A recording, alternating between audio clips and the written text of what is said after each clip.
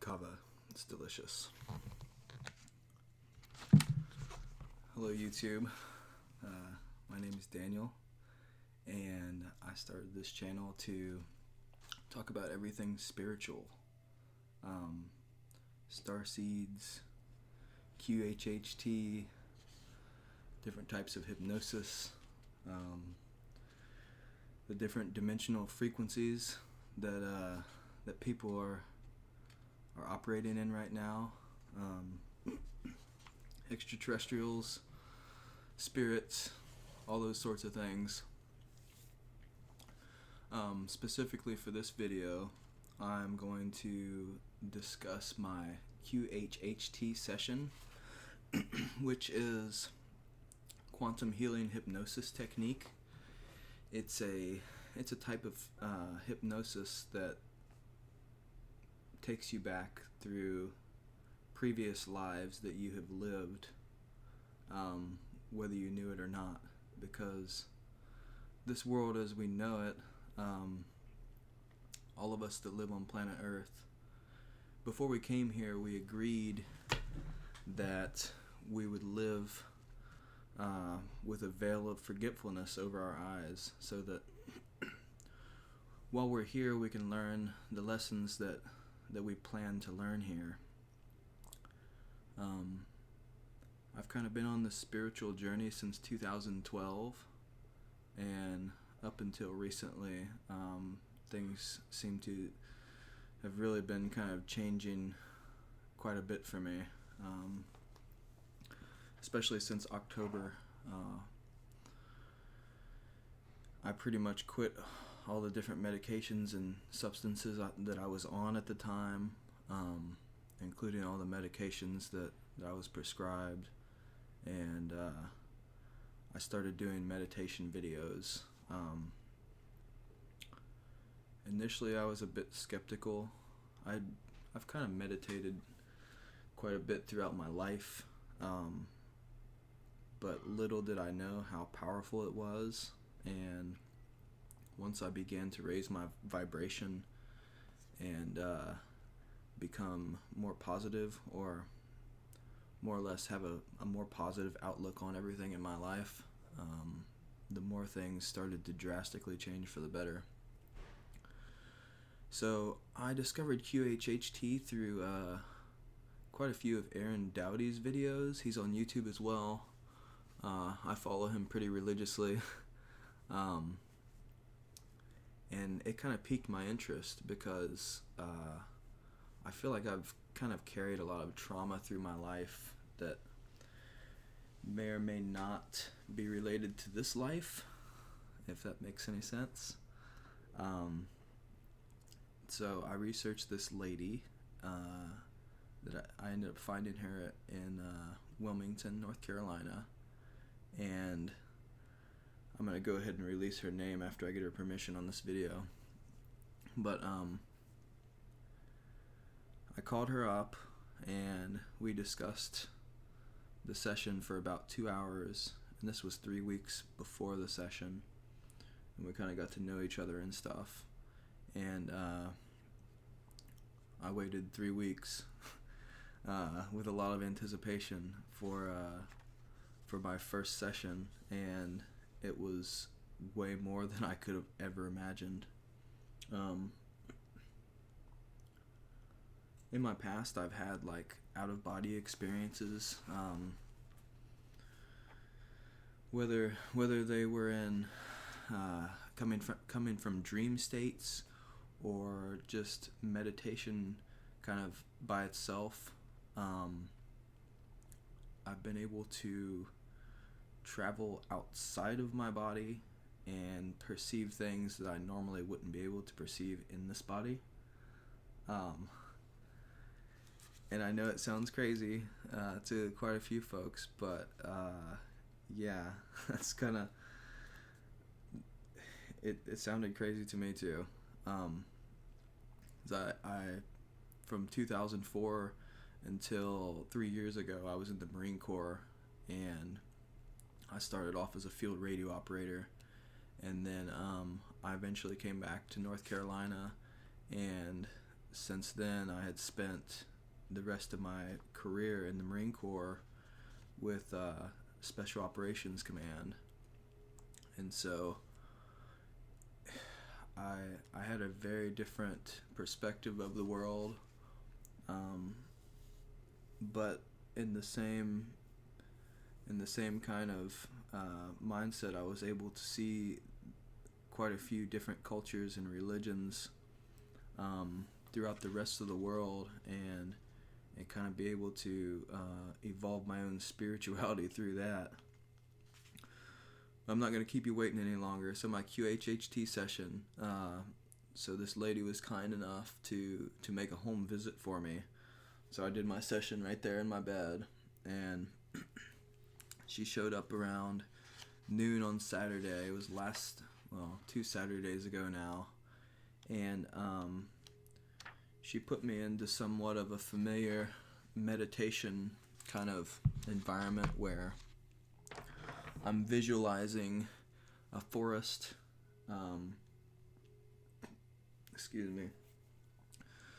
So she had me visualize a forest, which I do pretty often anyways when I meditate, because I love being in the woods and I always have. And then she had me hold these 2 stones as well. These stones are selenite or selenite, if somebody can tell me how to say that. But I'll get to these a little bit later.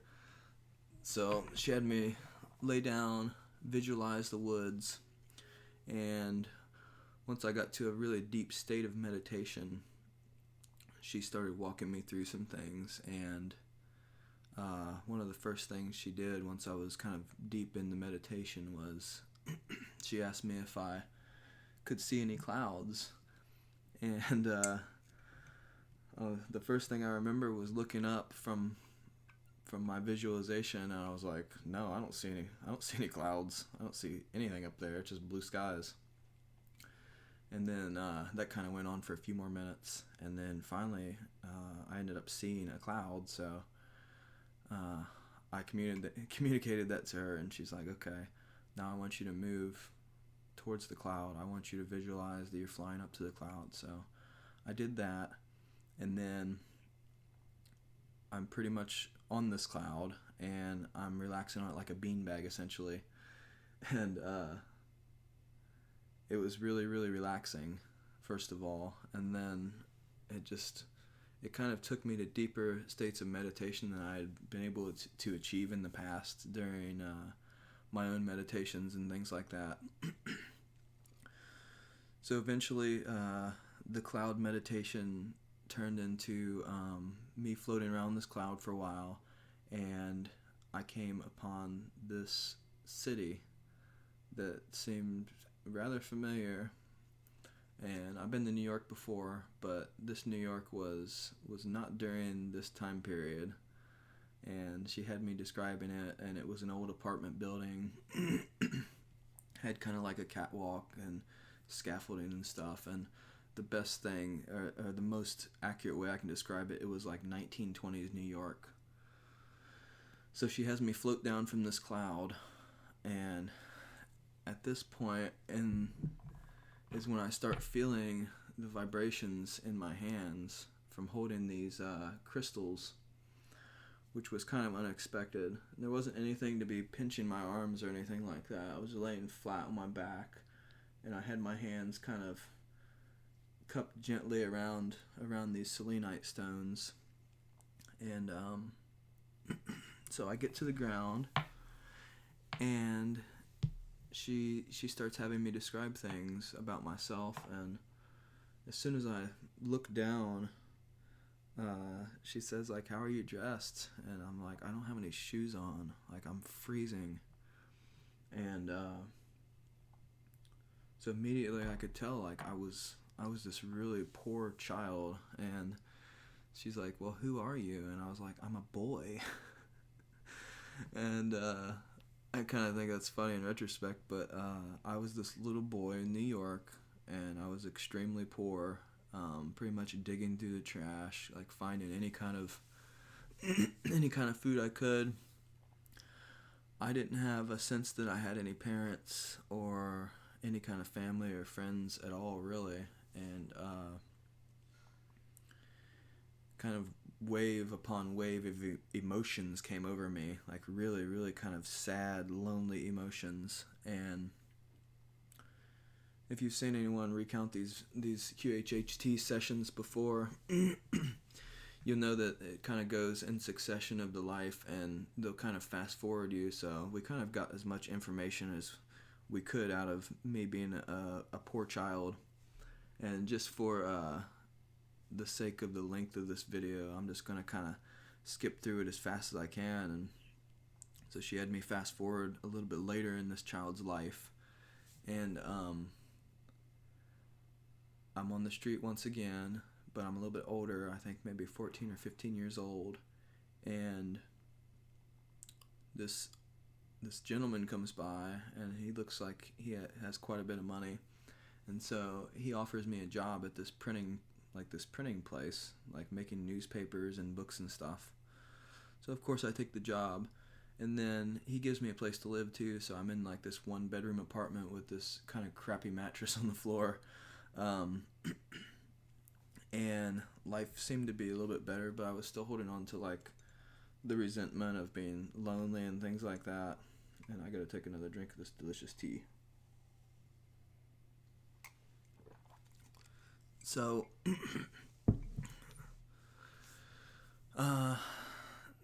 so where was I? So I'm 14-ish, 15-ish. We fast forward again, and at this point I'm an old man, and I'm still in the same apartment for all these years. I was probably like 70 or 80 years old, and all I would do every day was I would do sketches of people's faces, like kind of profile photos and stuff, which I don't draw in this life. I've never been much of an artist until recently. I started drawing tons of mandalas. I can't seem to stop doing that, and that's kind of related to this spiritual awakening thing. But I was just discussing my life some more. I was really lonely, still in the same apartment, didn't open myself to people. I was really kind of a hermit. And it was really not what I expected going into the session. I mean, it wasn't anything super exciting, but it wasn't like, I don't know, it was just totally surreal, the whole thing. And especially the emotions and these stones. It was absolutely ridiculous. I've explained it to quite a few of my friends and family, and the only way I can describe it was like 10,000 volts of electricity flowing through each one of my hands without like the intense pain that you would imagine, but still like a feeling of immense energy, like infinite energy. It was just insane. And these waves, as my emotions would change, these waves of vibrations and energy would flow up into the rest of my body and up into my head and forehead. And I still can't explain that. My hypnotist told me that it's because of the energy that was being sent through me to communicate with my subconscious and my spirit guides and the source and all that fun stuff. The source or God. Whatever we can use in our human language to describe such a great entity. So with this life, she fast forwarded me. She's like, okay, we're going forward in time to another event, and it's the last day of your life. So I'm like, oh great, this life's been awesome so far. Not so much. And so I'm still in the same apartment, and I'm lying in my deathbed, essentially, on this mattress, and she instructs me to take my last breath in this body. So as I take my last breath, I pull away from the body like I would astral projecting or having an out-of-body experience, which are pretty much the same thing. And I still feel the emotions that I felt in that life, but I don't feel any of the physical sensation anymore, which was kind of interesting. And then I'm kind of just nowhere at that point. Once I pull away from this body, I'm kind of just nowhere. And so she starts guiding me again through some more visualization, and she's like, look deep down into yourself and look for a light. And so I'm kind of looking in my mind and kind of waiting for something to happen. And eventually I feel this light. It's like, it's indescribable. It's the source energy of, I mean, there's so many religions out there that try to describe God, but it wasn't a man or a woman or a dude sitting on a throne. God was literally everything and everywhere, and God, the source, was holding everything together, and it was just this endless source of light and love all at the same time. And so I'm approaching this, well, not so much approaching it, but I'm like literally inside of this never-ending light source, and I'm there for quite a bit. I can't really tell because time kind of got funky at that point.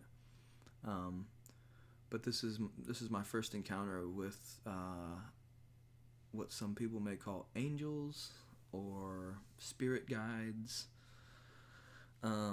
For me, they seemed like, I don't know, like long lost family that I had a stronger connection with than anyone I've ever met on this planet. I just felt like I was immediately accepted by these beings. There were 4 of them, and they were kind of outlined as a humanoid outline, and I just describe them as light beings. That's what I've been telling everyone that they look like, just pure light with kind of an outline around them. And so I meet these beings, and they greet me, and they don't speak. They communicate telepathically through me. So like I didn't even hear their words. Like I could just feel and sense them through some other sense that I maybe don't realize that I have yet. But they're like, you did a great job, and that was a great life. You did everything you were supposed to do. And I felt just such acceptance from these beings, and there was no judgment at all, like no judgment involved. And I felt immediately like negativity and evil cannot exist in the presence of these beings. Like it's impossible. I just knew that to the core as soon as I met them, that negativity couldn't exist there, and anything that was negative instantly disintegrated in their presence.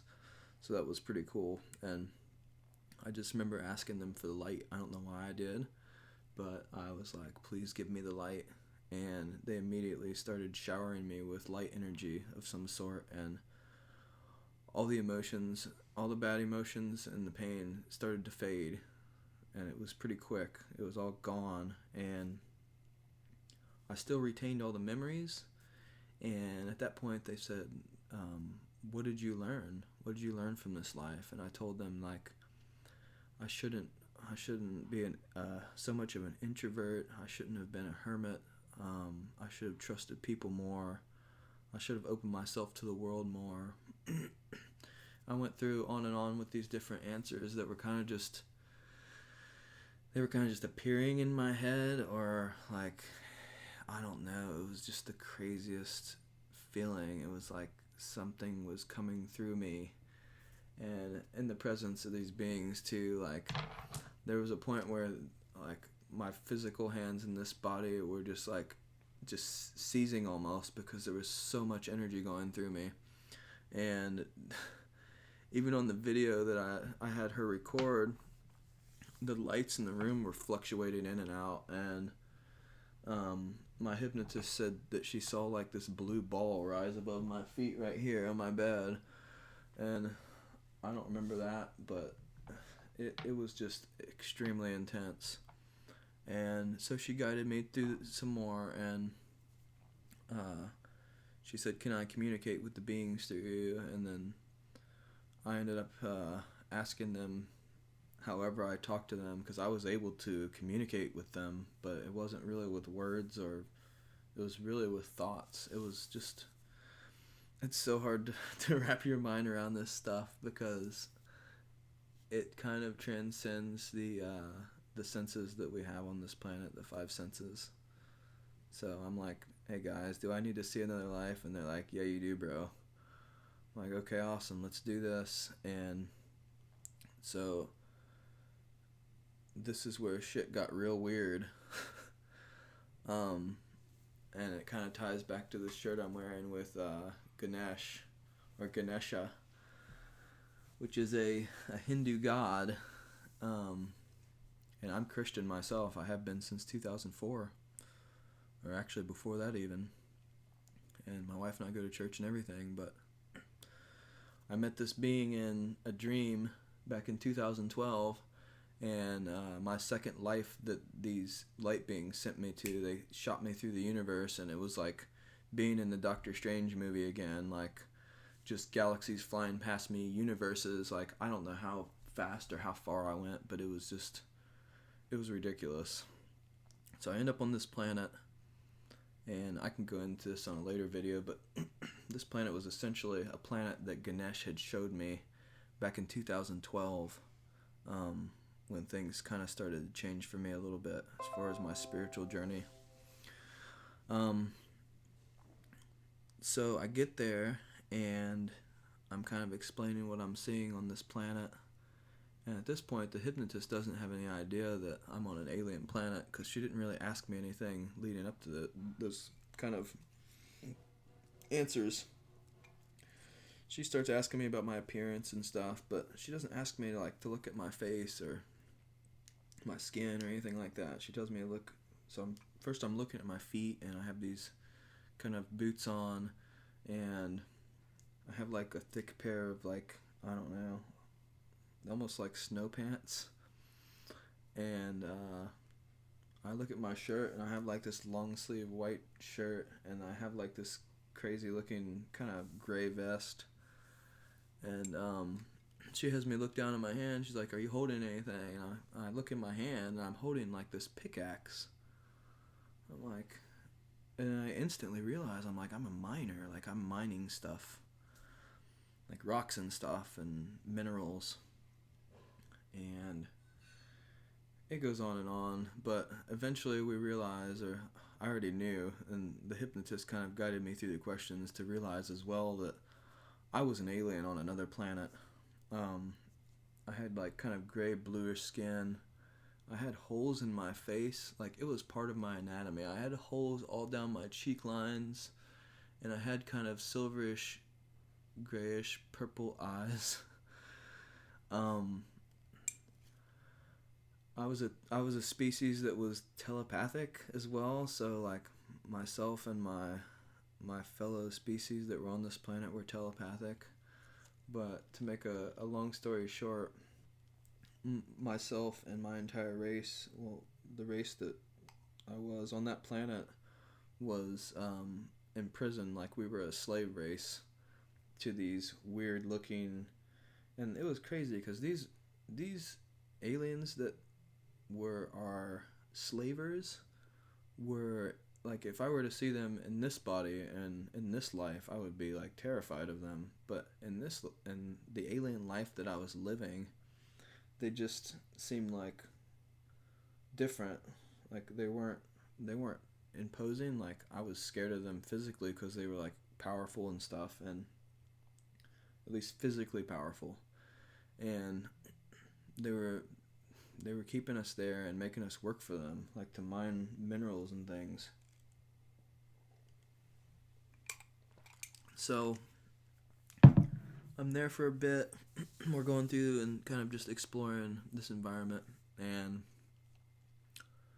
eventually she has me visualize like what I'm eating, and I'm sitting at this table in my house as an alien, and I have like this gray kind of paste looking stuff in front of me. And it's like, okay, I know this is nutrition to me, but it's not, like, I didn't think of it as delicious or nasty. It was just kind of what sustained us.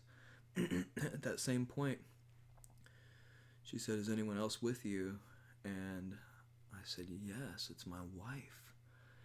And I still get like emotional thinking about this alien woman.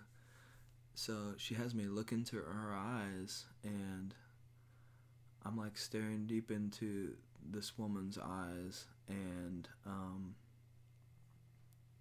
was like, I love you. I love her so much. Like, I missed her so much. And like, it's been so long since I've seen her. And God, it's just amazing. And during this whole thing, during the whole 4 hours or so of hypnosis, I had tears flowing down the side of my face, like throughout the entire thing. Like, it was so emotional. And to see this person that I'd been married with in the past life was just insane. And like, I still remember everything about it, and I can't get it out of my head, and it's life changing. But she had me look into her eyes, and I was like, okay. And she's like, well, do you recognize her from this life? And I was like, no, I don't. Like, as I can tell, I've never met this woman in my earth life right now, so she's probably out there somewhere. Which I thought, oh, well, it's gonna come through that it's my wife right now, but that's not what happened. So if you're going into this QHHT thing thinking you're gonna get what you want, then you're sadly mistaken, because I didn't expect any of this. It's just way out there. But eventually, like, once again, I'll kind of fast forward, and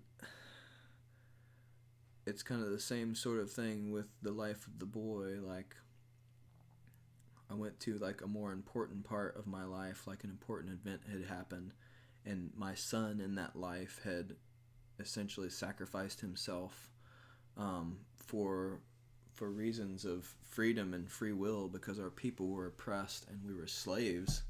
So my son ended up standing up to them with quite a few of the rest of us, and they came to the village and they took us away. Well, they took some of us away, and as far as I know, they murdered them. These creatures did, these other aliens, and it was rough to kind of experience that emotionally. But after that, we fast forwarded a little bit more to a time even later. Hey, come here. Come. No. Come here. So we fast forwarded to a time even later, which was kind of when my... what are you doing? Kind of when my race escaped the planet. So we had planned this, and it kind of went a little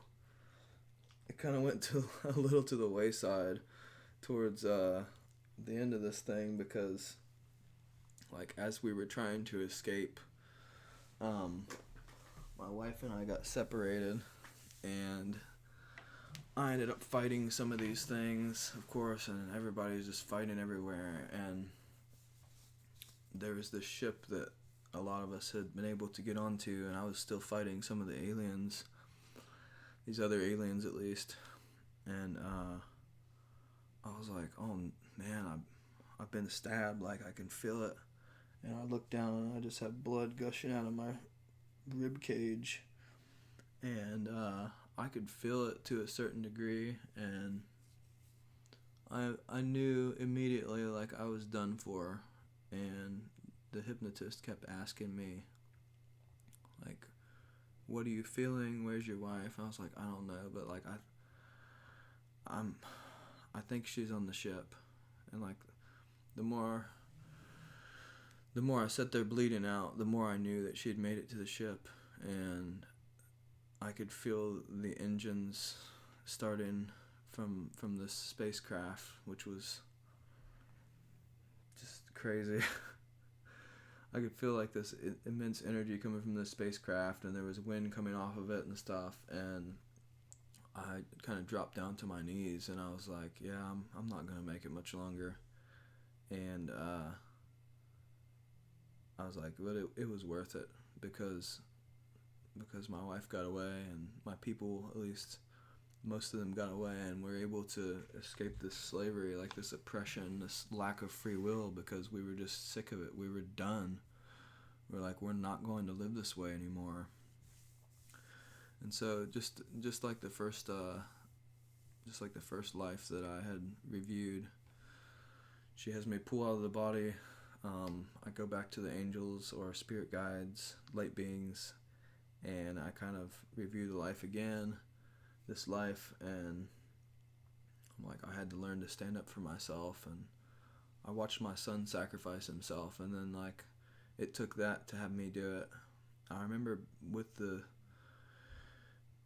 I remember my son being with these light beings too, like we were all there, and he was just laughing, and like everybody was happy again, and it kind of went through the same healing process again. And then my last life was mega short, so I don't know in time how long it took for her to go through it with me and review it and everything, but it was another life on Earth, and I get to this place, and I'm in essentially like this crack house. Like it's a really, really seedy place. And I look at myself, and I'm like, wow, I'm like a red-haired woman in her 20s in like the 1960s or 70s. And I'm in a drug house, and then so that's kind of how this life started. And it was weird because with this life she had me rewind rather than fast forward first, so we rewound to like when I was a child, and it was crazy. It was really bad. So like I had a father that abused me, and like I was raped, and she kept going through with me, and I was like, yeah, I had these boyfriends, but they all treated me like